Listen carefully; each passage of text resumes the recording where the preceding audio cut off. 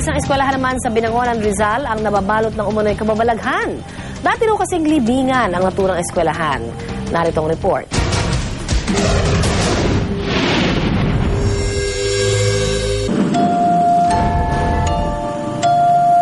Kwento-kwento lang sa ibang paaralan, pero ang eskwelahang ito sa Binangonan, Rizal, totoong dating libingan. Dito ay punong-puno ito ng mga patay, patong-patong ang mga nicho.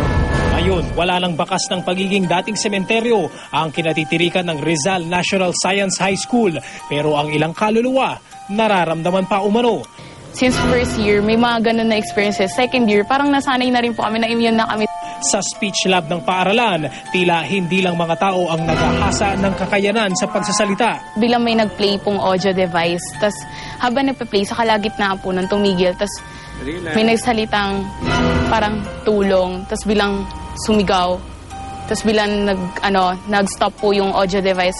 Mayroon din daw nagpapakitang imahe at aninong bigla-bigla ring naglalaho. Bigla na lang siya nawawala.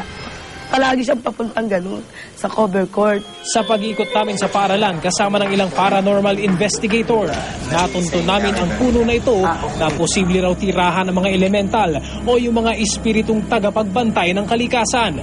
At ilang saglit pa. So dito ko nakita yung bata na tumawid. So maybe whoever it is trying to tell us kung nasan siya. Nakunan din ng aming kamera ang ilang tinatawag na orbs na posible raw forma ng mga espiritu. Meron naman tayo nakuhanan na orb na tinatawag, which is theoretically nga na pinaniniwalaan na yung orb na yon is ghost na tinatawag. Iba naman ang nagparamdam sa eskwelahan sa Maynila ni Ryan.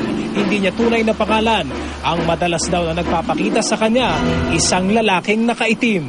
Tapos pagtingin ko po, kahit saan ko po siya tignan, sabi ko saan nagpunta yun, nawala. Tapos doon ko po naramdaman yung parang tumaas sa balahibo ko na ang laki-laki ng ulo ko, na hindi ko alam parang malaki, na parang namamanhid po. Madalas din daw silang makarinig ng yabag.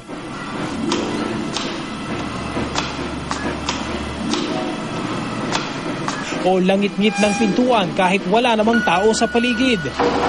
Gayunman, hindi raw lahat ng nararamdaman ay kababalaghan, kaya matuto raw tayong magsuri bago tayo magpadala sa malikot nating isipan. Yung konting bagay lang, iniisip mo, sinasensationalize mo. If you're not being bothered, hayaan mo lang kasi hindi kayo naman nila Para sa unang balita, Cedric Castillo reporting.